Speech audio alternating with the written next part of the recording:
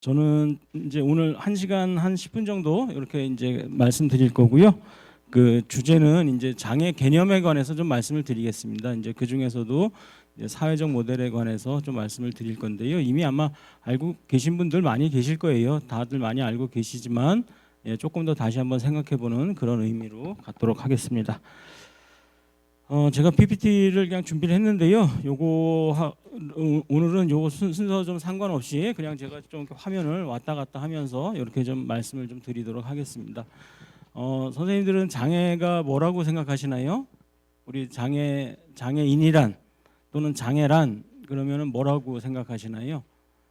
뭐 이미 활동지원사 교육 받으실 때 장애 개념 그런 거 교육 받으셨고, 또 우리 장애인 당사자분들도 또 장애인복지법 서비스 받으려다 보니까 장애인복지법이나 그런 법률에 의한 정의 그런 거 다 보셨을 겁니다. 그래서 장애인복지법에 의하면은 신체적, 정신적 장애로 오랫동안 일상생활이나 사회생활에 상당한 제약을 받는 자, 뭐 이렇게 돼 있습니다. 그래서 우리 국민들은 뭐 모든 국민들이 다 아는 건 아니지만 장애와 관련된 많은 분들은 이렇게 이제 장애를 이해하고 있죠. 그래서 신체적, 정신적으로 뭔가 어려움이 있고 그걸로 인해서 일상생활이나 사회생활에 이제 상당한 제약이 있으면 장애인이다 이렇게 얘기하고, 심지어 이제 그 장애 유형 15가지를 이제 또 장애 관련 전공자들이나 그런 분들은 이제 달달달달 외웁니다. 그래서 뭐 신체적 장애는 외부 신체 기능의 장애와 내부 기관의 장애가 있고, 정신적 장애는 발달 장애와 정신 질환으로 발생하는 장애가 있다. 이렇게 해가지고서 지금 요 슬라이드에서 보시는 것처럼 이제 우리가 장애를 정의하고 있습니다. 이제 그런데 그러면은 저 이제 우리나라 거고, 그러면 다른 나라들도 다 저렇게 장애를 바라볼까? 이제 궁금해집니다. 예, 장애가 과연 뭘까? 이제 그런 거를 보면 이제 우리나라는 이제 이렇게 정의하고 있는데, 이제 서구의 역사를 보면 이런 정의가 서구의 한 1950년대, 60년대 정의라고 보시면 되세요. 갑작스레 이제 태어나지도 않았을 때 얘기가 나오는 거죠, 그렇죠? 1950년대, 60년대, 하여튼 40년대 복지가 시작되면서 이제 만든 개념이에요. 그래서 1940년대, 50년대, 60년대 그때 많이 쓰던 이제 개념을 우리나라도 이제 1980년에 심신장애자 복지법을 만들었고, 실제 장애인 등록이란 걸 해가지고서 장애인들한테 뭔가 서비스를 주기 시작한 거는 1988년부터거든요. 그러니까 1988년부터 이제 저런 정의를 썼습니다. 물론 지금 저 정의는 99년 또 법 개정에서 만들어진 겁니다. 그 전에는 그냥 신체적 장애와 정신적 장애로 구분한다만 돼 있었고, 저런 또 이렇게 좀 일상생활이나 사회생활에 상당한 제약을 받는 자, 그래서 사회생활에 조금 더 어려움이 있다, 뭐 이런 거를 이제 얘기를 하지를 않았었습니다. 저렇게 하면은 장애를 어떻게 바라보는 거냐면, 뭐 다리가 불편한 거, 손이 불편한 거 이렇게 하는 거죠. 눈이 안 보이는 거, 귀가 안 들리는 거, 그렇게 되면은 그 장애의 책임은 온전히 누구한테 가냐면 자신한테 있는 거죠. 자기가 몸이 불편해졌으니까. 지적 장애는 어디에 신체 구조의 어디에 문제일까요? 지적 장애는 대뇌 중에서도 이제 뇌 중에서도 대뇌에 해당되는 거죠. 지적 기능을 담당하는 게 대뇌니까. 자폐성 장애는 어딜까요? 그러면은 자폐성 장애는 아직 정확하게 모릅니다. 우리 뇌와 중추신경계 때문에 그렇다라고 얘기는 하지만 정확하게 뇌에 어딘지도 모르고 뇌에 어쨌거나 신경 전달 물질의 이상일 거다. 이 정도만 이제 우리가 이제 현대 과학으로 알고 있는 거고요. 정신 질환도 마찬가지입니다. 역시 마찬가지로 중추신경계의 문제긴 한데 어떤 원인인지는 지금 정확하게 모르고 있는 거죠.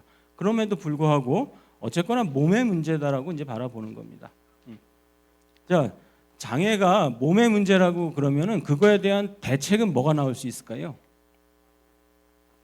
다리가 불편한 게 문제입니다. 그래서 잘 못 산대요. 다리가 불편해서.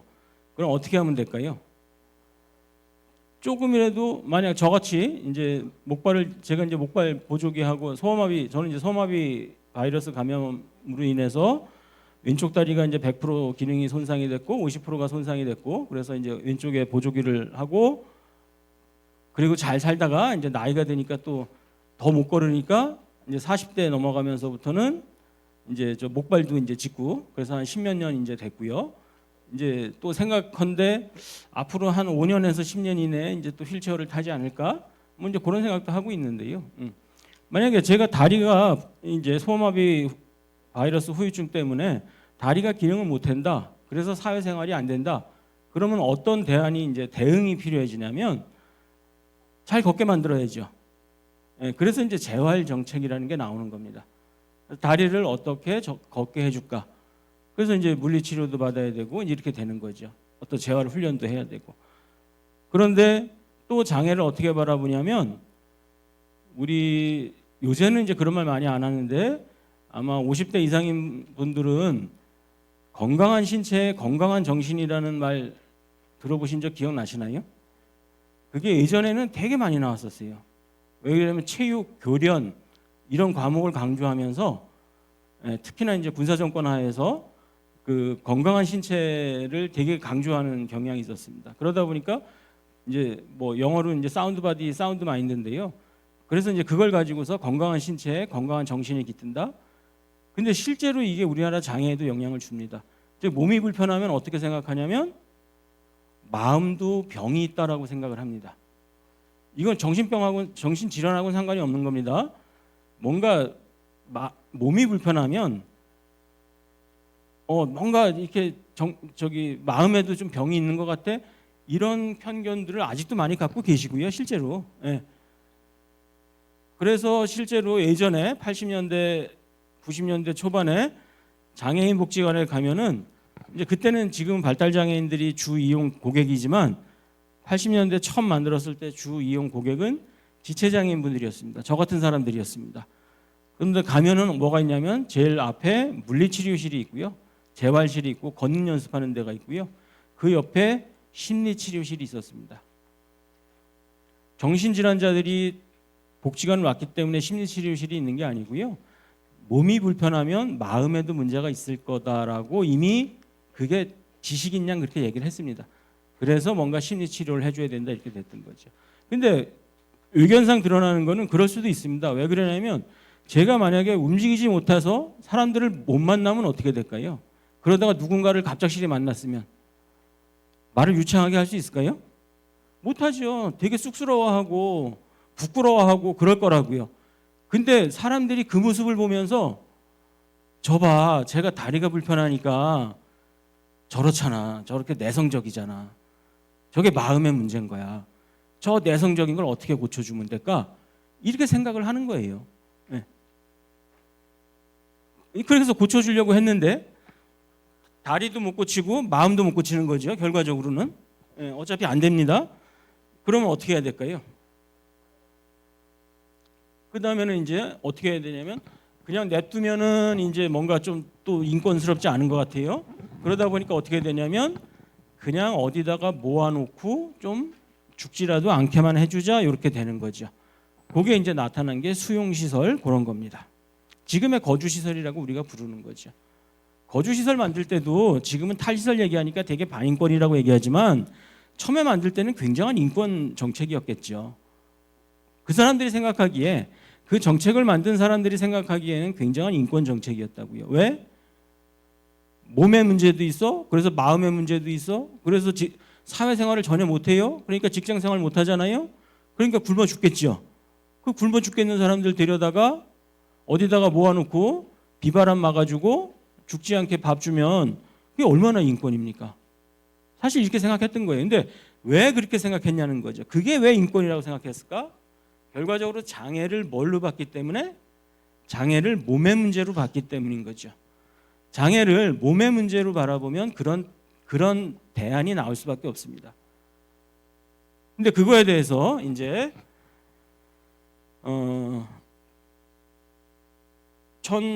서구에서 1960년대, 70년대 지나가면서 장애인들이 이제 이런 생각을 하게 됩니다. 여기가 아까 천안 축구센터에서 사실 저는 이제 안내장을 보고서 왜 축구센터에서 하지 사실 약간 이제 의아했었거든요. 근데 이게 이제 큰 공간이 있고 이제 그러네요. 근데 이제 오면서 또 느꼈던 거, 아, 축구센터는 축구하는 사람들이 주로 와가지고서 장애인들이 안 온다고 생각하나? 왜 지하 주차장에서 엘리베이터를 안 만들어 놨더라고요. 예, 제가 주차장을 이쪽도 가보고 저쪽도 가봤는데 심지어 내렸다가 이렇게 또 해봤더니 아무리 돌아다녀도 엘리베이터가 없어요. 그래서 다시 차 꺼내가지고서 와가지고서 지금 이중 주차해서 혹시 누가 못 나가시면 뭐 강의하는 동안 못 나가시는 거죠. 뭐 어떻게 하겠습니까? 그래도 안전하게 되고 왔습니다. 너무 그렇게 그렇게 이상하게 쳐다보지 마시고요.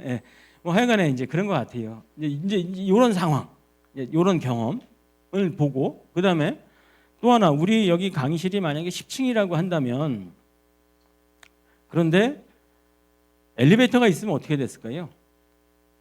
제가 주차하고 뭐 엘리베이터 타고 올라와서 강의하겠죠. 그러면은 강의비를 좀 주시는지 안 주는지 모르겠는데 설마 주시겠죠, 그렇죠? 주시면 오늘 저녁에 소고기 사 먹겠죠, 뭐 그렇죠? 그러니까 이제 뭐 행복하게 살 수 있습니다. 그런데 만약에 여기 10층에서 강의를 해야 되는데 엘리베이터가 없으면 어떻게 될까요? 못 올라가죠. 제가 왜 10층이라 그러냐면 한 4층 정도까지는 밑에서 전화합니다. 강의료가 얼만데요 해가지고서 많이 주시면 기어서라도 올라갑니다. 조금은 안 올라가고. 근데 10층은 아무리 많이 주셔도 못 올라간다기 때문에 제가 그냥 10층이라고 말씀을 드린 거고요. 그러면 이제 계단이 있으면 못 올라가는 거잖아요.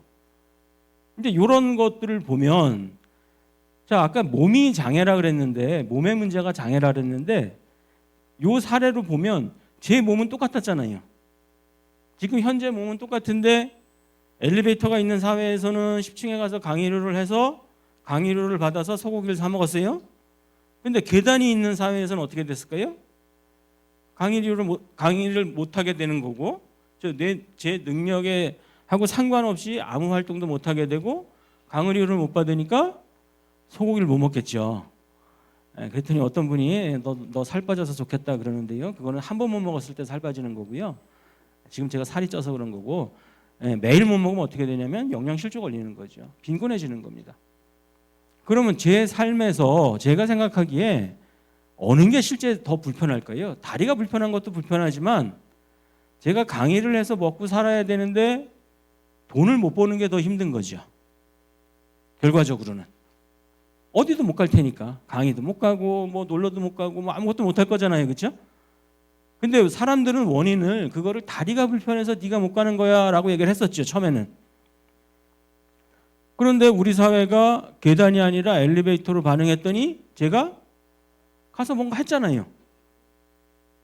그러면 이제 당사자들이 생각하기에 어떤 생각이 드냐면 야, 이게 장애라는 게 몸의 문제가 아니라 그 몸에 대해서 우리 사회가 부적절하게 반응해서 나타난 어떤 현상 아닐까 이렇게 생각이 드는 거죠. 근데 그 어떤 현상은 뭐냐면 그 장애인 당사자들을 차별, 배제, 억압하는 현상인 거죠. 저를 강의해서 차별하고 배제하는 거잖아요. 그래서 저를 못 살게 짓누르는 거라고요. 근데 그러면은 제가 다리가 불편한 것도 실은 불편할 수 있고 사회생활을 못하는 것도 불편할 수 있는데 우리 사회가 부적절하게 반응해서 사회생활을 못하는 것도 불편할 수 있는데 그럼 다시 제 입장에서 보면 개선 가능한 건 어떤 걸까요? 제 다리가 불편한 거를 고치면 좋겠는데 그러면 장애라는 것도 없어지겠죠. 그렇죠? 계단으로 올라가면 되니까. 근데 제 다리를 고쳐주실 분이 계실까요? 못 고치죠. 그렇죠? 우리가 장애를 질병으로도 얘기한 적이 있었는데 질병하고 장애, 손상의 큰 차이점은 뭐냐면 못 고친다는 겁니다. 질병은 고칠 수 있을 때 또는 고치고자 노력할 때 우리가 질병이라고 얘기를 하는 겁니다. 근데 그 질병에 대한 치료 행위를 의료 행위를 다 하고 났는데 그 뒤에 뭐가 남으면 이제 우리가 후유증이라 그러죠. 그 후유증을 우리가 신체 장애, 이렇게 장애라고 얘기를 하는 겁니다. 지금 우리나라에서는. 그걸 이제 몸의 손상이라고 얘기할 수 있는 거고요. 근데 우리는 이제 그걸 장애라고 얘기를 지금 하고 있는 거죠. 그러면 저 손상이라고 하는 거를 어떻게 개선할 방법이 없어요. 그렇죠? 그리고 제 삶의 측면에서 보면 아까 말씀드린 대로 처음에는 보조기만 하고 어려서부터 살다가 30대 초반 가서는 스틱을 하나 짚고 살고 그러다가 40대 또 초반 넘어가면서는 목발을 짚고 살고, 그러다가 제가 한 60대 정도 가면은 이제는 휠체어를 탈 수도 있다라는 생각을 지금 하고 있거든요. 그럼 결과적으로 저의 몸은 점점 나빠진 거잖아요. 그런데 제 삶을 보면 어떨까요? 제가 지금 이제 50대 중반인데요. 10대, 20대, 30대, 40대, 50대 지금까지 보면 한번 생각해 보시기에 사회활동하는 거가 어떠셨을 것 같으세요? 저는 10대가 가장 어려웠습니다. 그때는 편의시설이라는 개념조차가 없었을 때입니다. 심지어 뭐 편의시설이 없기 때문에 꿈도 접었습니다. 뭐냐면은 지금 저는 이제 사회복지하고 장애학 전공해가지고서 교수하고 있지만 학부 전공은 약학을 했습니다. 근데 사실은 중학교 때 하고 싶었던 거는 공무원 하고 싶었습니다. 물론 이제 행시 봐가지고서 이제 왜 그래? 그 행시 이전에 공무원 하기 전에 뭐 하고 싶었냐면 이제 장애인들이 좀 공부 잘하고 그러면은 대부분 뭐라 그러면 저기 뭐 변호사 하면 되겠다 이런 말 하죠. 그러니까 나도 그럼 변호사 해야지 했는데 80년대 어떤 일이 있었냐면 사법연수원에서 졸업을 하고 나서 지금도 거의 그렇지만 상위 30%가 판사로 가고요. 법원으로 가고 그 다음에 중간이 검찰로 가고요. 그 다음 순서가 변호사를 한다. 이렇게 얘기를 합니다. 근데 장애인들이 다 공부를 잘했나 봐요. 7명이 다 법원으로 가겠다고 써낸 거예요. 그랬더니 법원에서 우리가 장애인들 무슨 재활 훈련 센터냐? 그러면서 다 안 받아줬습니다. 이게 이제 언론에 나온 거죠. 근데 제가 그때 초등학생 때 국민학교 때인데 그거 들으니까 어떤 마음이 들까요? 이거 나는 이제 저거 못하나 보다 이런 생각이 드는 거죠. 그래서 이제 그냥 그렇게 있다가 그러면 나 이제 혹시 공무원 해볼까? 그랬더니 어느 날 아버지가 너 저기 정부청사 이런 데 가봤냐? 네가 안 가봐서 그러는데. 그리고 우리나라 건물들이 지금은 좀 그렇지만 예전의 건물들은 어떠냐면 높은 이렇게 뭔가 권위적인 건물일수록 계단이 엄청나게 많죠. 스스로 지네가 높다라고 생각하는 그 건물들은 앞에다가 계단을 엄청 만들어 놓습니다. 그래서 중앙부처의 건물들이 다 그런 식으로 많이 돼 있었죠. 그런 걸 보니까 너 저기 어떻게 가려고 하니까 못 가겠네 이렇게 되는 거죠. 그러면서 이제 꿈도 접는 거예요, 사실은. 그게 저의 10대 상황이에요. 편의시설이라는 것조차가 없었기 때문에 그냥 하고 싶은 것도 그냥 포기해야 되는 이제 그런 이제 시기였을 수밖에 없고요. 그러다가 이제 우리가 편의시설이 언제 나왔냐면 제 20대 후반 때 나온 겁니다. 그러니까 20대 초반에 학교 다닐 때도 굉장히 이제 대학 다니면서도 쉽지 않았고요. 엘리베이터가 있었어요. 엘리베이터가 있는데 학생들은 못 타게 했어요. 장애인이 있는데도 불구하고 못 타게 해요. 그래서 계단 붙잡고 그냥 4층을 오르락내리락 했었어요, 강의실을. 네. 그러다 눈치 한번 살짝 보고서 엘리베이터 내려가는 거 있으면 살짝 타고 내려가고 경비 아저씨 만나면 또 혼나고. 네. 장애인임에도 불구하고 그렇게 혼나고 그랬어요, 엘리베이터 탔다고. 네. 근데 그런 시대고 그러다가 이제 편의시설이 만들어지고 뭐 하면서 경사로도 만들어지고 하니까 이제 계단 있는 건물도 올라갈 수 있고 또 엘리베이터가 이제 하다 보니까 이동이 더 좋아지는 거고 요새는 이제 뭐 대구에서도 제가 이제 그 장애인 콜택시도 타고 또 서울에서도 장애인 콜택시도 탑니다. 요새 장애인 콜택시는 자기 지역에서만 하는 게 아니라 신청을 하면 타 지역에서도 해주거든요. 그러면은 뭐 차 가져갈 때도 있지만 차 못 가져가더라도 그냥 장애인 콜택시 타가지고서 서울 어디든지 이제 이동이 가능한 거죠. 바우처 택시 타가지고서. 이런 걸 보면은 어쨌거나 저의 삶은 오히려 사회활동이나 어떤 일상생활의 정도는 50대로 가면 갈수록 더 좋아졌습니다. 근데 손상은 더 나빠졌습니다. 그러면은 이제 그런 여러 가지 현상을 보면 이런 게 이해가 되시는 거죠. 장애라는 게 몸의 문제가 아니구나. 몸이 어려운 게 장애가 아니라 그 몸의 어려움에 대해서 우리 사회가 적절하게 반응하지 못해서 나타나는 차별, 배제, 억압과 같은 현상이 그게 장애구나 이렇게 되는 거죠. 저거를 1960년대, 70년대 영국에서 이제 장애인 당사자들이 만들어내고 저거를 이제 용어를 그럼 뭔가 이제 정의를 해야 되잖아요. 그래서 저거를 80년도에 장애의 사회적 모델이다 이렇게 명명을 한 겁니다. 그래서 오늘 제목이 이제 사회적 모델의 의미 그런 건데요. 그때 사회적 모델이라는 게 딱 요겁니다. 장애를 손상과 의료적으로 분리하고요. 그 손상에 대해서 우리 사회가 부적절하게 반응해서 나타난 차별, 배제, 억압 등과 같은 현상을 장애라 하자 이렇게 되는 거죠. 그러면 장애를 없애려면 손상을 없애도 되지만 손상을 없애지 못하니 어떻게 대응해야 될까요? 저 사회의 대응을 바꿔야 되는 거죠. 그러면은 저 같은 사람한테 이동을 제가 못하잖아요. 예전에는 다리가 불편해서 이동을 못했죠. 그래서 다리 재활 훈련을 시키려고 했던 거라면 사회적 모델에 따르면 어떤 정책이 나오면 될까요? 이제는 제 다리를 가지고 뭐라 그러면 안 됩니다. 그렇죠? 이 다리를 갖고서도 이동할 수 있게끔 사회의 모습을 바꿔줘야 되는 거죠. 뭐가 필요할까요? 지금 그래서 나온 게 장애인 주차장, 경사로, 엘리베이터, 저상버스, 장애인 콜택시 이런 게 나온 거죠. 그 다음에 이런 물적 지원만 있으면 될 것 같지만 또 이런 물적 지원만으로 다 100%가 또 되지가 않습니다. 뭐냐면 엘리베이터가 있어도 뭔가 사람이 지원해 주는 게 필요한 경우가 있을 수가 있죠. 그래서 활동 지원 제도가 나오는 겁니다. 그래서 지원은 우선 물적 지원을 먼저 하는 게 맞습니다. 이런 시설이나 이런 구조를 만들어 놓는 게 바람직하고, 근데 그 시설 구조만을 만든다고 해가지고서 100% 보장되느냐? 그렇지 않습니다.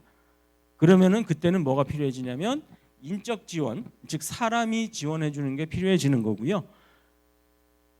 거기에 나온 게 대표적인 게 이제 활동 지원 제도다. 이렇게 이제 보시면 되는 거고요. 자, 시각장애인 분들 오늘 보니까 많이 오셨던데요.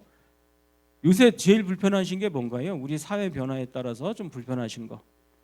키오스크 불편하다고 많이 얘기하시죠.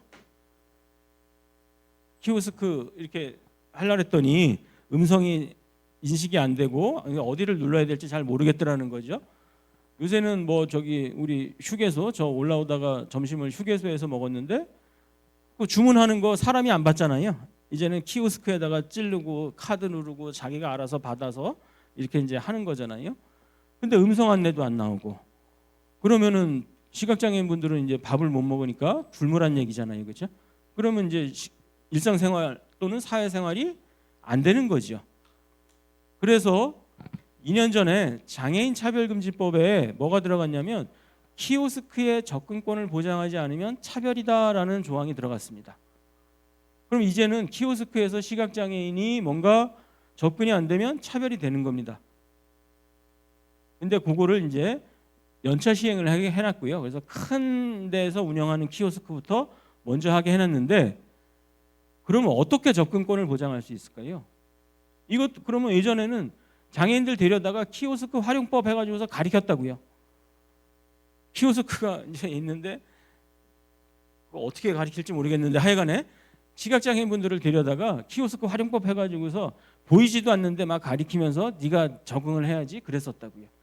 근데 지금은 이제 그게 아니고 사회가 키오스크 접근권을 만들지 않으면 그게 차별입니다. 이제 이렇게 만들었잖아요, 우리나라도. 그러면 이제 많은 사람들이 그래요.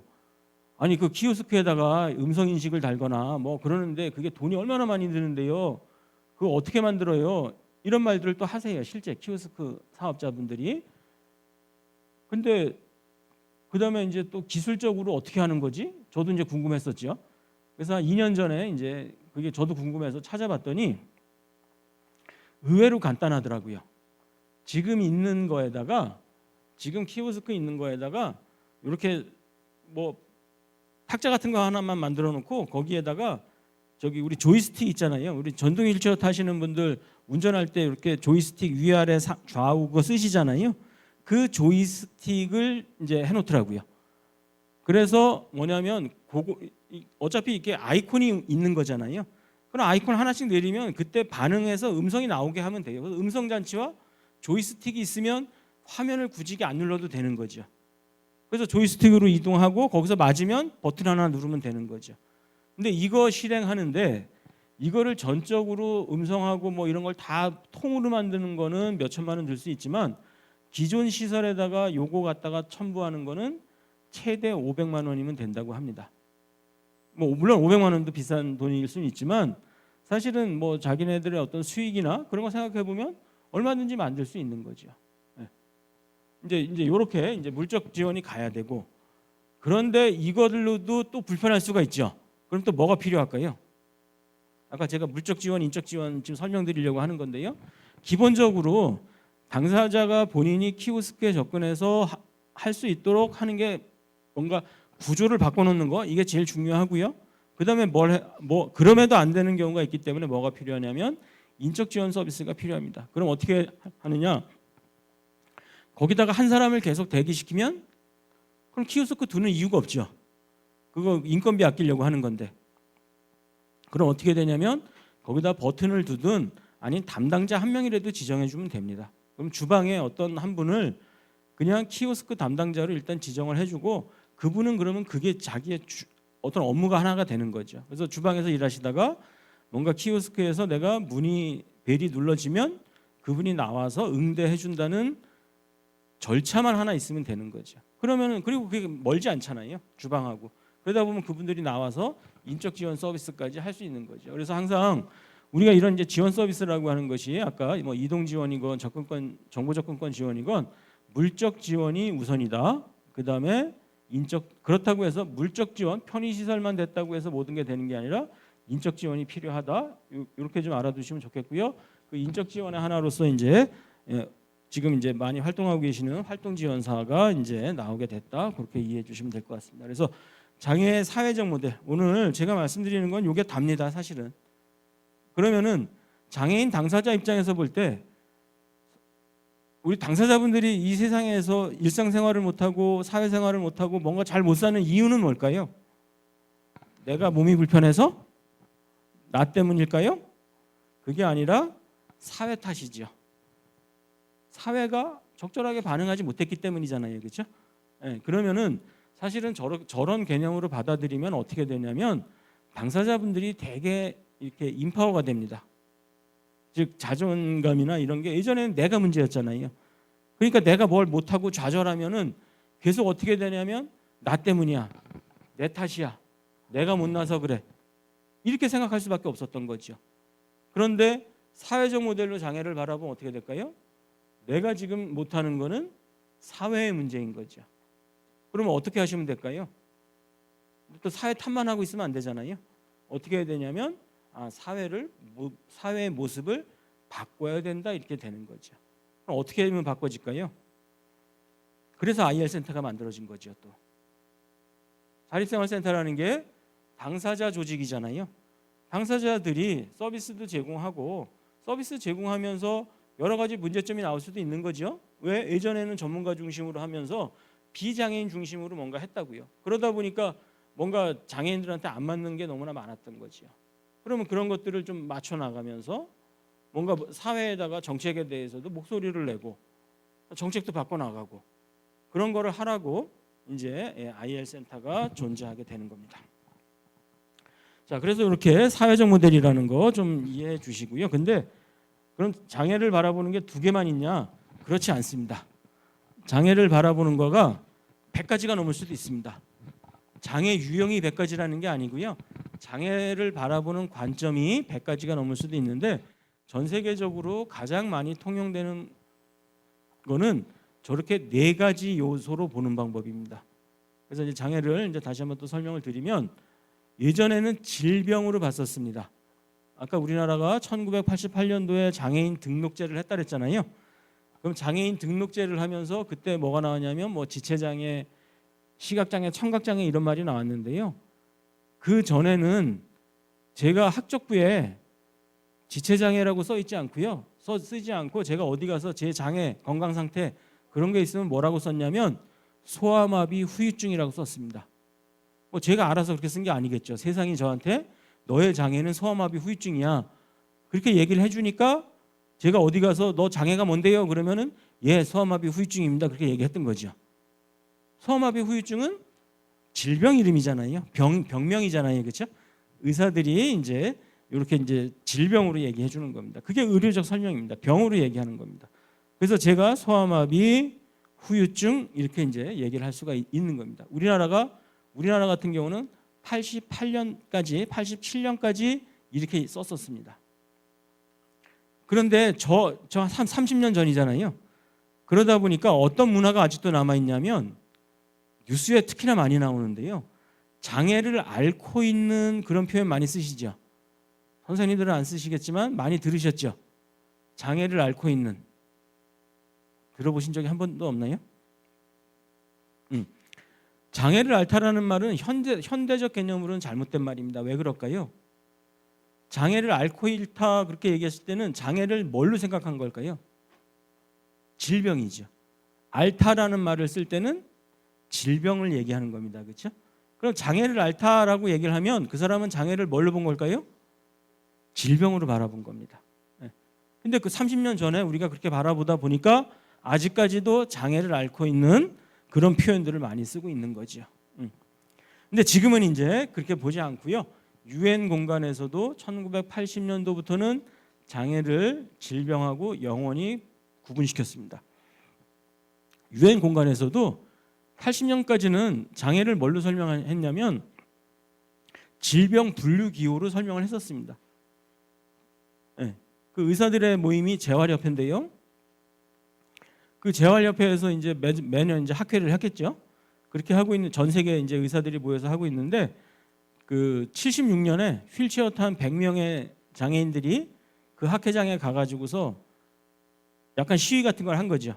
그러면서 뭐라고 물었냐면 의사들한테 니네 나 고칠 수 있어? 그런 거죠. 그랬더니 의사들이 뭐라 그랬을까요? 당연히 못 고치니까 못 고치는데 그랬겠죠. 네, 그랬더니 그 휠체어 탄 장애인들이 니네가 못 고치는데 그런데 니네가 왜 나에 대해서 왈가왈부하는데 그런 거죠. 그건 맞는 말이잖아요, 그렇죠? 그래서 거기서 이제 의사들이나 많은 사람들이 각성해가지고서 아 장애를 질병으로 보면 안 되겠구나. 장애는 질병하고 다른 진짜 어떤 새로운 개념이구나. 그래서 이제 새로운 개념을 이제 논의를 해서 4년 동안 논의를 해가지고서 만들어냈고요. 그래서 이제 ICIDH 뭐 그런 걸 만들어냈는데 하여간에 그 다음에 그래서 나온 개념이 뭐냐면 장애를 저렇게 세 가지 구성 요소로 얘기합니다. 첫 번째가 신체 구조와 기능의 손상입니다. 즉 신체 구조와 기능에 문제가 있다고 보는 거죠. 이게 우리나라가 지금 보는 장애 개념입니다. 다리에 문제가 있다 뭘까요? 지체장애죠. 근데 이제 지체가 사지가 있으니까 상지, 하지가 있잖아요. 그러니까 상지 지체장애, 하지 지체장애 이렇게 나누는 거죠. 눈에 문제가 있다 그러면은 시각장애, 귀에 문제가 있다 그러면은 청각장애 뭐 이렇게 부르는 겁니다. 예. 그 다음에 제일 네 번째로 가면 사회적 대응에 따른 결과물로서 그래서 저를 어떻게 설명할 수 있냐면 아까 우리가 사회적 모델에서 봤듯이 우리 사회가 부적절하게 반응해서 차별 배제에 억압받는 사람이죠. 그래서 제가 차별 배제에 억압받는 사람 이렇게 또 장애를 설명할 수도 있습니다. 그리고 또 하나 그 구성 요소 저 사회 기능. 사회 기능은 뭐냐면 제가 그러면 선생님들이 보실 때 제가 사회 기능에서 뭐가 안 될까요? 사회 활동 우리가 사회적 기능을 하는데 여러 가지 기능들이 있잖아요, 그렇죠? 근데 그 중에 뭐가 안 될까요? 다 안 된다 그러지 마시고요. 절망스러우니까 다 물론 이제 왜 다 안 된다고 얘기할 수 있냐면 가장 기본적인 기능이라는 게 있습니다. 즉 뭐냐면 저뿐만이 아니라 모든 우리 인간이 기본적으로 해야 되는 기능이 있습니다. 그 기능을 해야만이 인간이 살 수 있는 어떤 그런 아주 기본적인 기능이 있는데 저는 이동이 안 되는 거죠. 이동 기능이 안 되는 겁니다. 어떤 분들은 의사소통이 안 됩니다. 이렇게 이해되시죠? 그런 거에 사회적 기능이라고요. 그래서 저를 이제 얘기할 때는 그럼 어떻게 얘기하냐면 아까 의료적으로 볼 때는 소아마비 증후군, 그다음에 신체 구조와 기능으로 얘기하면 지체장애, 그러다가 사회적 기능으로 하면 이동장애 이렇게 얘기하는 거죠. 이동이 안 되니까 어떻게 될까요? 누구한테 접근이 안 되잖아요. 관계가 안 되죠. 관계가 안 되면 그다음에 뭐가 안 될까요? 그다음에 다 안 되는 거예요. 학교도 못 가고 직장도 못 가고 뭐가 다 안 되는 거예요. 근데 내가 학교 못 가고 직장 못 가고 뭐 결혼도 못 하고 돈도 못 벌고 그래서 가난해지고 이런 거에 다 원인은 뭐냐면 아주 기초적인 기능 하나가 안 되기 때문인데 그게 이동이었던 거죠. 자, 그러면은 저렇게 그래서 이제 장애를 설명할 때 신체 구조와 기능, 사회적 기능, 사회적 결과물 저렇게 세 가지를 엮어서 쓰기도 하고요. 저 세 가지 중에서 어떤 거를 더 강조해서 쓰기도 합니다. 우리나라는 여기서 의료적 설명 저거 빼고 그냥 1, 2, 3 이렇게 얘기하면 1번을 기본으로 장애인 등록이라는 걸 하고요. 그다음에 활동지원제도 받으실 때 뭔가 인정조사 이렇게 받으셨죠? 우리 당사자 선생님들 그때 뭐 물어보던가요? 와가지고서 뭐 이렇게 막 체크해 가잖아요. 뭐 물어보나요? 뭐 물어보냐면 이동할 수 있습니까? 이동 정도 이런 거 물어봅니다. 의사소통이 가능한지, 그다음에 저기 음식 먹을 수 있는지, 잠자리에서 일어날 수 있는지, 잠자리에서 뒤척일 수 있는지. 요게 일상생활 정도 ADL이라고 하는 거고요. 그다음에 이제 도구적 또는 수단적 일상생활 정도라는 게 있는데 그게 ILDL입니다. 수단적으로 우리가 살려면 뭐가 있어야 될까요? 음식 해 먹으려면 장 볼 줄 알아야 되고요. 여행도 해야 됩니다. 여행이라는 건 뭐냐면 여유 있게 돌아다니는 게 여행이 아니고요. 목적지를 좌표를 찍고 갔다 오는 게 여행입니다. 선생님들 오늘 어떠셨나요? 여기에 좌표를 찍고 오셨잖아요. 그렇죠? 이게 여행하기입니다. 이게 가능하셔야 돼요. 자, 여행하기가 가능하시려면 어떻게 해야 될까요? 저 같은 사람은 안 되겠죠. 일단 이동이 안 되면 여행하기가 어려운 거죠. 그런데 또 어떤 분들도 여행이 안 될까요? 좌표 찍는 게 어려운 분들도 좌표를 찍으려면 정보를 캐치해 가지고서 그게 다 이해가 돼서 아, 나 여기 가야 돼. 이 좌표를 찍고 갔다 와야 돼요. 그러면 소위 우리나라의 손상으로 얘기했을 때 발달장애인 분들도 여행하기가 안 되시는 거죠. 저도 여행하기가 안 되고 시각장애인 분들도 여행하기가 안 되십니다. 왜 그럴까요? 시각장애인 분들은 잘 걸어 다니시는데 그러지 말고요. 우리가 걷는 거는 다리로만 걷는 게 아니라 정향을 해야 되잖아요. 오리엔테이션, 방향을 정해야 되잖아요. 그런데 방향을 못 정하면 못 걷는 거죠. 그러면 이제 이동하기나 여행하기가 이제 거기서 뭔가 이제 상당한 애로가 있다, 이제 어려움이 있다, 뭐 이렇게 할 수밖에 없겠죠. 그래서 이렇게 하는데 우리는 근데 그래서 이제 지금 종합조사표나 활동지원 같은 경우는 저거 사회 기능에 따라서 측정을 하고 있는 겁니다. 그런데 선생님들이 어디선가 들어보셨을 수도 있는데 우리나라 장애 인구 수가 너무 적다. 그러면서 장애 유형을 늘려야 된다. 뭐 그렇게 얘기하는데요. 그거는 말도 안 되는 소리고요. 그래서 의료적으로 더 늘리는 건 아무 소용 없습니다. 그러면서 예를 드는 게 뭘 드냐면 스웨덴 같은 경우에는 외국인 이민자도 장애인으로 쳐준다 이런 말을 합니다. 왜 그럴까요? 자, 여기 2, 3, 4로 한번 보면 그분 외국인 이민자, 그러니까 제가 이제 간 거예요. 스웨덴에. 근데 스웨덴어 하나도 못 하잖아요. 그렇죠? 아, 저는 원래 장애인이었으니까 또 거기 가도 장애인이다 그러지 마시고 그럼 제가 아니고 한국의 장애인 아니었던 분이 가셨어요. 근데 이제 스웨덴어를 못 합니다. 근데 스웨덴에서는 그분을 장애인으로 쳐주겠다는 겁니다. 그럼 신체 구조와 기능으로 보면 어떤 문제가 있을까요? 없습니다. 그렇죠? 근데 사회적 기능으로 보면 뭐가 안 될까요? 그분이 의사소통이 안 되시는 거죠. 그래서 어떤 현상이 나타날까요? 사회적 결과로서 차별 배제에 억압당할 가능성이 무지장 높죠. 이해되시죠? 그러면 그분이 스웨덴에서 그분이 외국인 이민자가 장애인이라는 거는 장애를 뭘로 바라봤다는 얘기인가요? 여기서 1, 2, 3, 4 그러면은 3번과 4번으로 장애를 받기 때문에 장애인이 되는 겁니다. 우리나라 장애인 복지법 가지고 가면은 그 사람들은 장애인이 될 수가 없어요. 이해되시죠? 장애 기준 자체가 달라지는 겁니다. 장애 개념 자체가.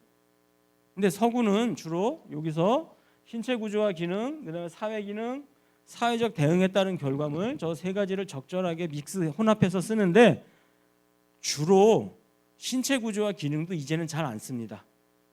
주로 장애를 뭘로 이해하냐면 사회적 기능에 어려움이 있어서 사회적 결과물로서 차별 배제 억압당할 가능성이 높은 사람을 장애인으로 여깁니다. 네, 그래서 3번, 4번 이렇게 1, 2, 3, 4를 보면 3번과 4번을 혼합해서 쓰고 그분들을 장애로 본다. 이게 굉장히 중요합니다. 그럼 우리나라도 지금 있는 장애인복지법 선생님들 달달달달 외우시면 안 되세요. 그러면 장애인들은 어떻게 되냐면 끊임없이 뭔가 몸에 문제투성이인 사람이 되는 거예요. 근데 실제 삶의 어려움은 오로지 그 몸의 어려움 때문에 삶의 어려움이 생기는 게 아니거든요. 우리 사회의 문제 때문에 삶의 어려움이 생기는 거잖아요. 자, 그러면 여기서 1, 2, 3, 4 중에 3번과 4번으로 장애를 바라보게 되면 어떤 정책이 나올까요? 아까 1번으로 바라보면 질병으로 바라보면 어떤 정책이 나오면 될까요? 고쳐야죠. 그래서 초기에 장애인들을 누가 주로 관리했냐면 의사들이 관리했었습니다. 근데 지금 우리나라도 그런 장애 유형들이 꽤 있죠. 정신장애인들, 그다음에 발달장애인들도 병원에 많이 갑니다. 그렇죠? 물론 병원이 필요 없다라고 말씀드리는 건 아니에요. 근데 장애라는 현상 자체를 의사만의 영역으로 보면 안 된다는 얘기를 하는 겁니다. 이거 이해되시죠? 이렇게 됐고 이제 그렇게 하다가 이제 지금 우리나라 신체 구조와 기능으로 하고 있는데 2번으로 하면 어떤 정책이 나올까요? 그때는 이제 고치지는 못하지만 뭔가 그 몸의 불편함을 좀 완화시켜야겠네요. 그렇죠? 그래서 재활 정책이라는 걸 하게 되는 겁니다. 근데 몸의 재활이 안 돼요. 그러니까 뭔가 사회 적응을 시키려니까 마음의 문제로 또 몰고 가는 겁니다. 아까 제가 처음에 말씀드렸듯이. 그래서 심리 치료를 해야 된다. 뭐 이런 얘기를 하는 거예요. 그래서 상담, 뭐 심리 상담 이런 것들이 또 주로 많이 나오게 된 거죠. 재활 쪽에서. 그거를 이제 해서 뭔가 삶의 질을 높여주겠다. 이제 그런 대안이 나오는 거고요. 사회 기능으로 가면 어떻게 될까요? 제가 이동에 어려움이 있다. 근데 이때는 이제 약간 이제 애매한데요. 2번하고 엮이면은 재활을 하게 되고요. 4번하고 묶이면 어떻게 될까요? 제가 이동이 안 되는데 그래서 우리 사회 문제 때문에 이동이 안 된대요. 그럼 어떻게 될까요? 그럼 사회를 바꿔야죠. 그래서 아까 나왔던 게 경사로를 만들고 엘리베이터를 만들고 장애인 주차장을 만들고 활동 지원사를 이제 제도를 만들고 이렇게 됐던 거죠. 여기까지 충분히 이해되시죠? 결과적으로 우리가 장애를 어떻게 바라보냐가 굉장히 중요합니다. 그래야 우리의 대응 방안이 바뀝니다. 자, 그런데 여기서 이제 하나만 더 보시면, 자, 그래서 이제 저 같은 사람은 하지 지체 장애가 되는 거고요. 그랬는데 하지 지체 장애인데 그게 이동 장애가 됐고, 그래서 이동을 어떻게 지원할 것인가, 이렇게 해서 장애인 주차장, 뭐 경사로 엘리베이터, 저상버스, 장애인 콜택시, 그다음에 활동 지원 제도 이런 게 나왔다 그랬잖아요. 그럼 이제 여기까지는 우리가 눈에 봤거든요. 장애 개념을 바꾸지 않았어도 서구에서 장애 개념이 바뀌다 보니까 정책이 나왔을 거 아니에요. 그러니까 우리나라도 그 정책을 그냥 갖다 수입을 해서 저런 정책은 다 했기 때문에 제가 설명드린 게 말씀드린 게 잘 이해가 되셨다고요. 근데 문제는 어디냐면은 발달장애 영역이라고요. 이제 발달장애에 대한 이해를 조금만 더 이제 말씀드리면 될 것 끝내면 될 것 같은데요. 자, 발달장애는 그러면 우리가 이제 지적장애와 자폐성 장애를 합쳐서 우리가 발달장애라고 얘기를 하잖아요. 그러면은 아까 뇌의 문제죠, 그렇죠? 두뇌와 척수, 즉 중추신경계의 어떤 문제로 인해서 발달장애가 생겼다 이렇게 얘기를 하는 건데요. 그렇게 바라보면, 근데 우리의 또 저기 자폐성 장애는 어떤가요? 아까 원인도 모른다 그랬잖아요. 그러다 보니까 신체의 어디가 문제인지도 모르니까 어떻게 얘기하고 있냐면 질병 이름을 갖다가 쭉 나열하고 있다고요. 정신장애 어떤가요? 사회적 기능은 아까 뭐 그렇게 얘기했지만 결과적으로 시행령에 들어가서는 그냥 질병 기호 몇 가지를 얘기하고 있다고요. 지금 아까 제가 이미 질병으로 안 보고 있습니다라고 말씀드렸지만 정신적 장애 영역은 발달 장애와 정신 장애는 아직까지 우리나라 정의는 의료적 개념을 따르고 있다고요. 그러니까 주로 어떻게 할까요? 대응도 아직도 의사들이 주로 하고 있더라는 거고요. 근데 이미 신체적 저 같은 사람들한테 봤잖아요. 의사들이 관여해가지고서 삶의 질이 좋아지지가 않았다고요. 오히려 사회에 경사로 만들고 엘리베이터 만들고 뭐 활동지원사 제도 만들고 그러면서 오히려 그나마 사회에서 뭔가 참여하고 사회활동하고 그럭저럭 살게 됐다고요. 그럼 발달장애도 똑같다고요. 그렇게 가야 되는 건데 아직 우리가 모르고 있는 거죠. 그럼 이제 어떻게 가야 되느냐? 그거 이제 좀 말씀을 드리면 발달장애는 아까 신체 구조와 기능의 손상으로 얘기는 하고 있지만 이제 질병으로 얘기하고 있는 거고 사회적 기능으로 보면 뭐가 안 되는 걸까요? 그분들은 특히나 이제 우리가 다 생각하기 어려우니까 지적장애로 한정해서 한번 생각을 해보시면 가장 많이 볼 수가 있으니까 지적장애로 생각을 해보시면 뭐가 안 될까요? 사회적 기능 중에 가장 원초적인 사회적 기능으로는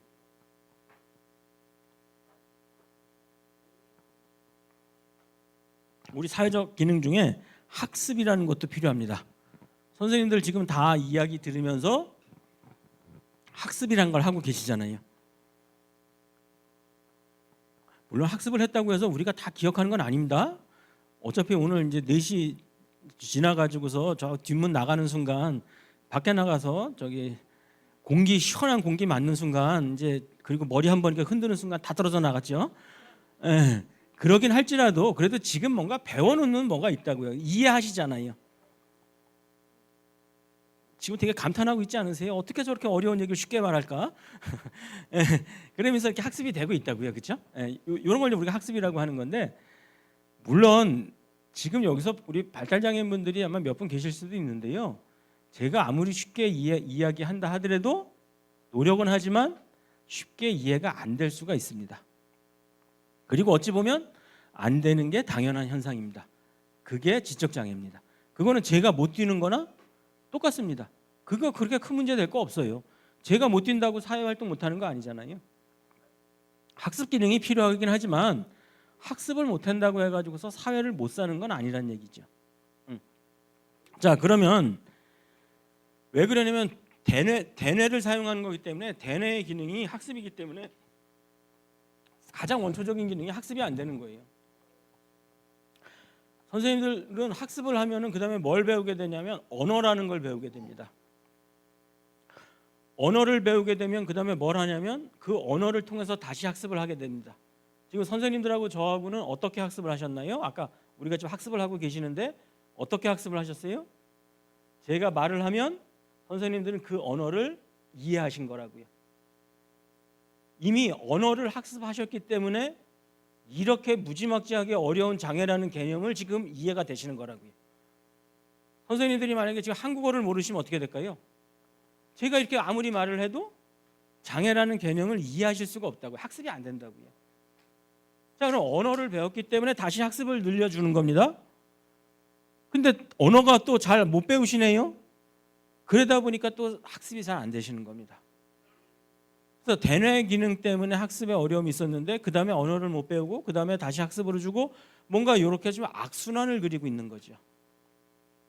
이게 발달장애입니다. 그럼 어떻게 해야 되겠냐는 거죠. 근데 학습에 언어 학습이 저하되면 그 다음에 이제 사회적 의사소통이 안 됩니다. 의사소통이 안 되면 뭐가 안 되냐면 의사소통이 돼야 정보가 들어옵니다. 그리고 정보가 들어와야 의사결정이라는 걸 할 수가 있습니다. 근데 정보가 안 들어왔으니까 뭘 못할까요? 의사결정을 못하죠. 그리고 의사결정을 해야 선생님들이 자기 주장이란 걸 하게 되십니다. 선생님들이 오늘 교육에 신청을 하셨잖아요. 이게 자기 주장 행위를 하신 거예요. 그거 하실 때 물론 오기 싫으셨죠.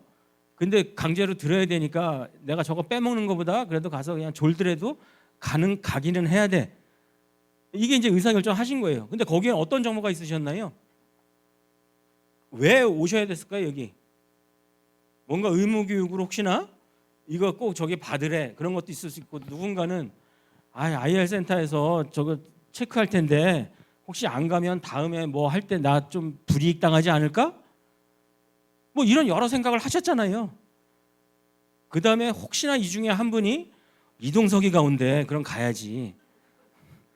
한 분도 안 계시죠? 문제는 한 분만이라도 있었으면 좋겠습니다. 그 정보가 있어서 결정하셨을 수도 있어요. 이해되시죠?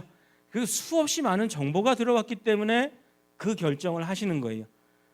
그러면은 발달장애인분들이 아까 의사 주장을 못한다고 얘기하는데요. 왜 못하실까요? 의사 결정이 안 되기 때문이고요. 왜 의사 결정이 안 됐을까요? 의사소통이 안 된 거죠. 의사소통이 안 되니까 정보가 안 들어간 겁니다. 선생님들도 정보가 안 들어가면 절대 의사소통, 의사결정 못 하십니다. 그건 너무나 당연한 거예요. 네. 그러면은 저 학습장애 또는 그거하고 같이 가는 게 학습의 어려움으로 인해서 이제 가장 기본적으로 안 되는 것이 언어적 의사소통이 안 되는 겁니다. 사회적 의사소통이 안 되는 겁니다. 자, 그러면은 그래서 뭘 당하시는 거예요? 차별, 배제, 억압 당하시는 거예요. 근데 지금 우리는 어떻게 하고 있냐면 요 아까 다시 1, 2, 3, 4를 보면 다운 증후군이다. 2번 대뇌 지적 기능을 담당하는 대뇌에 문제가 있다. 그래서 지적 장애다. 3번으로 가면 어떻게 될까요? 그래서 학습에 어려움이 있고 의사소통에 문제가 어려움이 있고 그래서 의사결정이 안 되고 주장이 안 되고 주장이 안 되면 관계가 안 돼요. 관계가 안 되면 그다음에 제가 이동이 안 돼서 관계가 안 되면 학교도 못 가고 뭐도 안 되고 다 얘기했잖아요. 똑같아요. 그때는. 그 다음 현상은 똑같은 거예요. 네. 그래서 사회적으로 어떤 현상이 일어났을까요? 차별, 배제, 억압받는 사람이라고요. 자, 이렇게 봤을 때 아까 제가 지체장애인들은 이제 정책이 아까 뭐가 나왔나요? 3번과 4번을 엮어가지고서 정책이 나왔었잖아요. 그런데 지금 우리나라 발달장애인 정책은 어떠냐면 2번과 3번을 엮죠. 주로. 또는 1번과 2번을 엮거나 1, 2, 3을 엮어서 정책이 나옵니다. 어떤 게 나올까요? 질병에 대해서 대응하겠다. 그래서 아직도 자폐성 장애를 고치겠다고 하시는 분들이 넘쳐납니다. 요새 여기 한의사분은 안 계시겠죠? 아주 광고에다가 버젓이 써놓습니다. 자기가 자폐성 고치겠다고. 절대 고치면 장애로 넘으면 안 됩니다. 질병에 있어야지. 저 어렸을 때 많은 목사님, 스님, 의사, 한의사들이 저 고치겠다고 많이 했고 저 많이 했습니다. 예. 온갖 종교 다 섭렵했고요. 온갖 의료 기술 다 섭렵했습니다. 예. 못 고치잖아요. 근데 지금 똑같이 의료로 바라보고 있으니까 자폐성 장애를 고치겠다고 사기치는 인간들이 많은 거죠. 못 고치는 겁니다. 의료는 떠났어야 돼요. 근데도 아직도 의료의 영역에 있어요. 우리나라는 아직 발달장애 영역이. 그래서 이제 신체 발달장애로 넘어왔는데 거기가 이제 발달장애에 많이 이렇게 머물러 있는 거죠. 근데 뭘 못하냐 그랬더니 언어가 안 된대요. 그럼 뭐 하면 될까요? 그래서 언어 치료 많이 한다고요. 언어 치료한다, 무슨 발달 재활 치료한다. 지금 온갖 바우처 나오는 거 다 그러는 거라고요. 이거 앞으로 10년만 딱 지나면은 이제 평가 나올 겁니다. 돈 잘못 썼네라는 거 분명히 나올 겁니다. 이게 80년대에 장애인복지관에서 저 같은 사람들 데려다가 재활치료 시키려고 열심히 했던 거하고 똑같아요. 근데 오히려 편의시설 나오면서 저 같은 장애인들은 장애인복지관 안 갔다고요. 왜? 복지관 안 가도 돼요. 왜? 사회생활이 되니까 이제 공원도 갈 수 있고 놀이터도 갈 수 있고 어디도 갈 수 있으니까 굳이 복지관 안 가도 돼요. 복지관 가서 멍하니 있나 놀이터 가서 멍하니 있나 똑같은 거 아니에요? 근데 차라리 놀이터 가서 앉아있는 게 내가 더 기쁘더라고요. 그래서 복지관 안 갔던 거예요. 이게 90년대 현상이거든요. 그러면 똑같은 식으로 발달장애인들도 그 이후에 정책이 나오기 시작하면 아마 지금 있는 것들 상당히 많이 없어질 겁니다. 그럼 어떻게 해야 되느냐? 2번과 3번을 엮지 말고 어떻게 하셔야 된다고요? 3번과 4번을 묶어서 정책이 나와야겠죠. 자, 그럼 원인이 뭐냐면 의사소통이 안 돼서 의사결정이 안 돼서 차별배제 억압받는 게 발달장애예요. 그렇죠?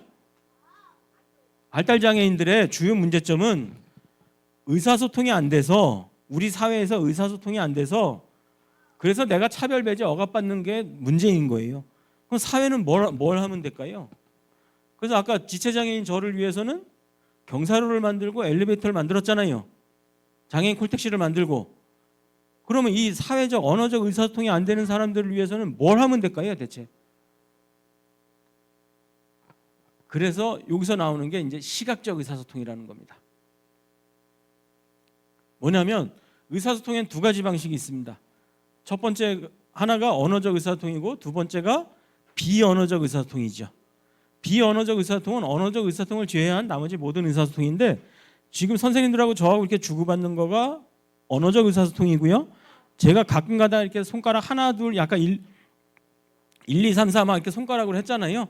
그걸 선생님들이 눈으로 보셨잖아요. 그러면서 이해하는 거가 비언어적 의사소통입니다. 이처럼 비언어적 의사소통은 청각이나 말을 사용하는 게 아니라 다른 감각을 사용하는 겁니다. 즉 시각, 촉각, 뭐 후각, 미각 이런 건데 미각을 사용해서 의사소통하는 방식이 모르시겠죠? 후각을 사용하는 것도 잘 모르겠습니다. 제가 아는 건 딱 하나밖에 없습니다. 며느리가 혹시 집 나갔으면 어떻게 할까요? 집에서 전화를 구해야죠. 돌아오라고. 요거 이제 후각을 사용하는 의사소통이라고 볼 수도 있는 거고요. 근데 그거밖에 모르겠어요. 그럼 안 돼요. 촉각도 되게 어렵습니다. 중도 시각장애인분들도 30대 이후 40대에서 혹시 중도 시각장애인 되면 절대 점자 읽지 못한다 이런 말 하시잖아요. 촉각이 그만큼 어려운 것 같아요. 네. 그러면 남는 게 뭐냐면 이제 시각입니다. 그래서 아까 비언어적 의사소통이라고 하지만 실제로는 시각적 의사소통으로 한정된다 이렇게 보시면 됩니다. 자, 그럼 시각적 의사소통이라는 게 뭘까요? 시각적 의사소통이라는 게 아까 눈으로 보는 거예요. 눈으로 보고 뭔가 의사소통을 서로 하는 거예요. 네. 어떤 게 있냐면 선생님들 혹시 종합 저기 큰 병원에 가시면 뭐 저기 영상실 가서 PET-CT 찍어 오세요. 이 말이 되게 쉽지가 않습니다. 영상실이란 단어도 일상생활에서 안 쓰는 단어고요. PET-CT라는 영어를 들어보는 순간 이거는 더 어려운 단어입니다. 뭔지 모르겠습니다. 그래서 예전에는 꼭 저기 싸우시는 할아버지가 한 분이 계셨어요, 병원에. 왜 그러냐면 이제 간호사가 영상실 가서 PET-CT 찍어오세요 하고 막 보내잖아요. 바쁘니까. 그럼 얘 하고 일단 끌려간다고요. 옆 부스에 가가지고서 다른 과인데 나는 피부과였는데 비뇨기과 가가지고서 여기가 어디예요 물어보는 거죠. 그럼 거기 간호사가 쉽게 알려줄까요? 약간 짜증내죠. 그럼 그 할아버지 뭐라 그러실까요? 너는 애미 애비도 없냐가 나오는 거죠. 그래서 이제 큰 소리 치고 싸우게 되는 거예요. 이게 뭐냐? 의사소통이 안 됐기 때문이죠. 어려운 말이기 때문에 의사소통이 안 돼서 싸운 거예요. 그래서 요새 병원 가면 어떻게 돼 있나요? 바닥에 빨간 줄, 노란 줄, 초록색 줄이 있죠. 빨간 줄은 어떤 게 연상이 되세요? 피 색깔이 보이시죠? 체열실로 갑니다. 노란색은 요거 노란색은 방사선입니다. 그래서 이제 뭐 저기 우리 영상실로 갑니다. 그래서 저기 뭐죠? 엑스레이 찍고 이런 거. 그거가 거의 다 노란색으로 가고요. 초록색 줄이나 그 또 다른 줄이 하나가 더 있으면 그거 이제 약속한 줄입니다. 병원에서. 대부분 그렇게 정합니다. 그래서 요새 간호사들이 어떻게 얘기하냐면 아까 영상실이라 그랬잖아요. 그러면 어떻게 얘기하냐면 노란색 형광펜으로 칠해줍니다. 노란색 줄 따라가세요. 이렇게 얘기해 주죠. 그러면 그쪽에 가서 물어보면 되게 의사소통이 또 편해요. 여기 가다가 오른쪽으로 가세요. 이렇게 하면 편한데 여기서부터 오른쪽으로 갔다 왼쪽으로 갔다 뒤로 돌아갔다 이거 하면 의사소통이 안 되잖아요. 이게 시각적 의사소통입니다. 우리도 의사소통이 언어적 의사소통이 안 될 때 시각적 의사소통을 쓰는 게 인간의 인지상정이에요. 그 다음에 운전하시는 분들 내비게이션에 어떤가요? 300m 앞에서 두 번째 출구로 나가래요. 고속도로에서. 달리고 있는데 300m가 어느 정도인지 이거 귀신이 아닌 이상 알 길이 없어요. 첫 번째, 두 번째가 또 어떤 때는 또 되게 가까이 있고 어떤 군데는 또 되게 멀리 있잖아요. 여긴가 저긴가 하다가 한 번 잘못 빠지면 20분 돌아야 돼요. 요새 어떻게 돼 있나요? 바닥에 분홍색, 초록색이 있고 내비게이션에도 어떻게 나오나요? 그렇죠. 분홍색이면 멘트도 나와요. 분홍색 따라가시라고. 그러면 이제 100m, 200m 신경도 안 쓰고 오로지 분홍색만 보고 쫓아가는 거죠. 아까 그냥 언어로만 했을 때 의사소통이 안 된다고요? 그래서 시각적을 썼더니 우리도 편해졌다고요. 자, 요 상황이에요. 언어로 했더니 뭔가가 지금 되게 안 되는 상황에 있는 분들이 그게 발달장애예요. 그게 아까 학습장애, 의사소통 장애예요. 그건 제가 이동장애 있는 거나 똑같은 거예요. 제가 못 걷는 거나 뭐 어쩌겠습니까? 못 걷겠는데. 네, 의사소통이 안 되면 어쩔 수 없는 거예요. 그러면 어떤 의사소통 지원을 해줘야 되냐면 언어적이 안 될 때는 시각적 의사소통을 하면 그나마 가능해지더라는 거죠. 왜? 언어적 의사소통은 대뇌를 쓰는 거기 때문에 역량의 격차가 되게 크다고요. 근데 시각은 어떨까요? 발달장애인분들이 물론 시각장애가 있을 수도 있지만 대부분의 또 발달장애인분들이 시각에 문제가 있지는 않다고요. 그럼에도 그 시각적 의사소통 역량이 약간은 떨어집니다. 왜 그럴까요? 눈만 사용하는 게 아니라요. 시각적 의사소통도 맥락이라는 걸 사용해야 됩니다. 맥락의 이해가 필요한데 그 맥락의 이해에는 또 대뇌가 필요합니다. 두뇌가 필요합니다. 지적 기능이 필요합니다. 그래서 100% 똑같다라고 말은 못합니다. 그러나 발달장애 입장에서 보면 어느 걸 더 잘하는 걸까요? 언어적 의사소통보다는 시각적 의사소통이 조금 더 장점이 있는 거죠. 강점이 있는 거죠. 그러면 그나마 그분이 잘하는 걸로 우리가 의사소통을 해주면 되는 거죠. 자, 그러면 우리가 여기 엘리베이터에다가 1, 2, 3, 4 이거 숫자 이거 다 학습해야 아는 거잖아요. 이거 어떻게 하면 될까요? 한 가지 예만 들면 우리 지금 엘리베이터에 1, 2, 3, 4 다 이렇게 버튼 있잖아요. 숫자로. 그거 숫자를 알아야 누를 거잖아요. 내가 3층 갈 때. 그거 어떻게 하면 될까요? 그거를 색깔로 해놓으면 됩니다. 아예 지금은 이렇게 뭔가 이렇게 투명한 아크릴 판으로 돼 있는데 그거를 아예 색깔을 달리 해놓든가 아니면 그 옆에다가 이런 동글뱅이 색종이라도 붙여놓으면 돼요. 그럼 우리끼리 얘기할 때 이제 어떻게 되냐면 빨간색 보여주면 돼요. 여기가 2층이 아까 빨간색이다 그러면 빨간색 층에 어디에 뭐 우리가 아까 대회의실이었죠. 여기가 회의실도 또 몇 개 있더라고요, 그렇죠? 그럼 어떻게 되냐면 대회의실은 또 언어적 의사소통이잖아요. 그럼 그걸 다시 시각적으로 바꿔주면 어떻게 될까요? 그림으로 그려놓으면 된다고요. 그럼 이거를 찍어서 보여주는 방법도 있고, 근데 뭐 제일 좋은 게 저는 사진 찍는 것 같아요. 그냥 이렇게 지금 우리 이렇게 하고 있는 거를 저 뒤에서 한번 이렇게 쭉 찍어주시면 어떻게 될까요?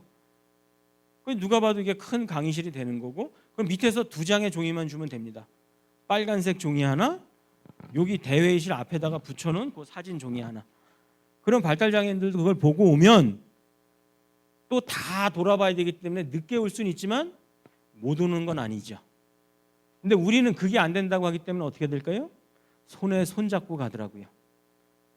누가 도와주지 않으면 발달장애인들은 아무것도 못해 이렇게 되는 거죠. 절대 그렇지 않습니다. 의사소통의 문제였고 의사소통에 따라서 사회적으로 차별배제, 억압받고 있다. 이렇게 이제 발달장애를 조금 이제 이해해 주시면 좋겠습니다. 그렇죠?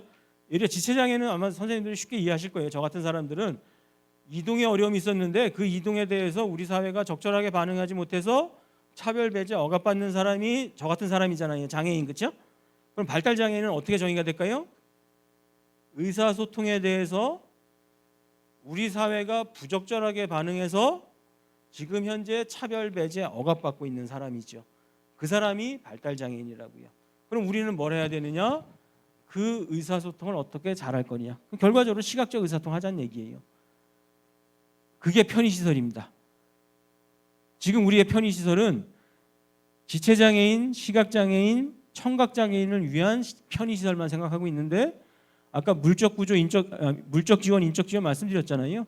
그 물적 지원이 결과적으로 편의시설인데 발달장애인 편의시설도 역시 필요해지는 거죠. 근데 그런 것들을 우리가 잘 만들어 놓으면 좋겠습니다. 그래서 발달장애인 분들이 뭐 자립이 안 된다, 혼자 사는 게 안 된다 이런 얘기는 좀 안 했으면 좋겠습니다. 예. 지금 우리가 적절하게 반응하지 못했기 때문에 그런 현상이 생기는 거지 장애 자체의 속성이 절대 아니더라는 거죠.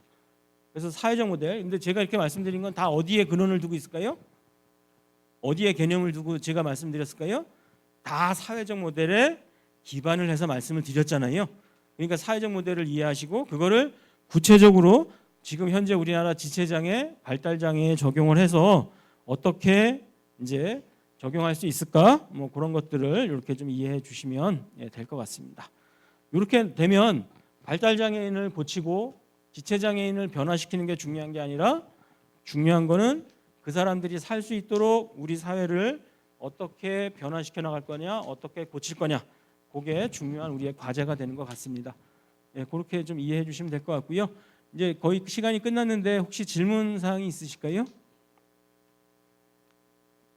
대부분 이렇게 많이 모이시면 질문 안 하시죠. 그리고 저도 항상 끝나는 막 그 시점까지 강의를 질질 끄는 이유는 미리 끝내면 꼭 질문하시거든요. 그럼 저 되게 어렵거든요. 그래서 질문 못 하시게 이렇게 자꾸 시간을 끌었거든요. 그래서 이제 진짜 끝내야 될 시간이 된 것 같습니다. 그럼 마치도록 하겠습니다. 고맙습니다.